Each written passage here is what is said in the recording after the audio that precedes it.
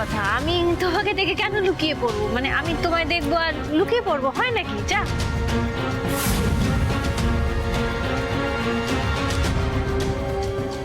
আমি জানি তুমি আমার উপর খুব রেগে আছো। গাড়িতে ওঠো।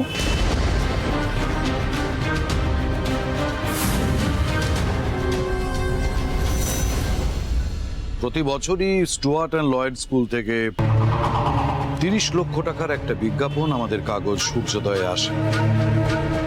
এবছরও এসছে। আমি সেই বিজ্ঞাপনটা তোমার কাগজে ট্রান্সফার করে দিতে পারি, বাট ওয়ান কন্ডিশন, তুমি আর কোনোদিন আজকের ঘটনাটার বিষয়ে কোনো রকম উচ্চবাচ্য করবে না। পথে এসে উদয়ন সিংহ রায়, তবে 30 লাখের ডিলটা হবে না, আরো লাগবে, চাপটা বাড়াতে হবে। টাকার বিনিময়ে বৈভব মিত্রকে কিনতে চাইছেন? আজ আমার নাতনির যে ক্ষতি হতে যাচ্ছিল, 30 লাখ টাকায় সে ক্ষতিপূরণ হয় না।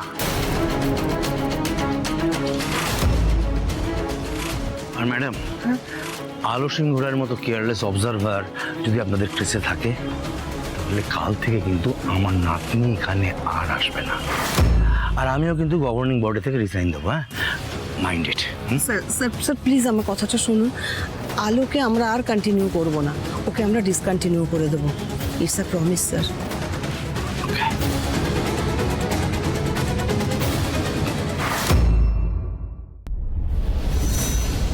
চুপ, একদম চুপ।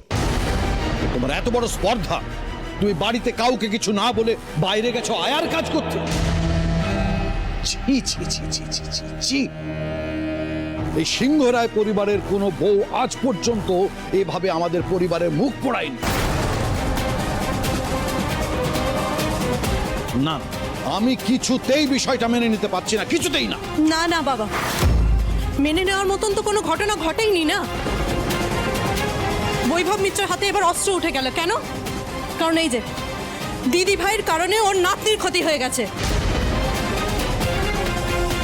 কিন্তু ওনার নাতনিটা নিজের দোষেই পড়েছিল।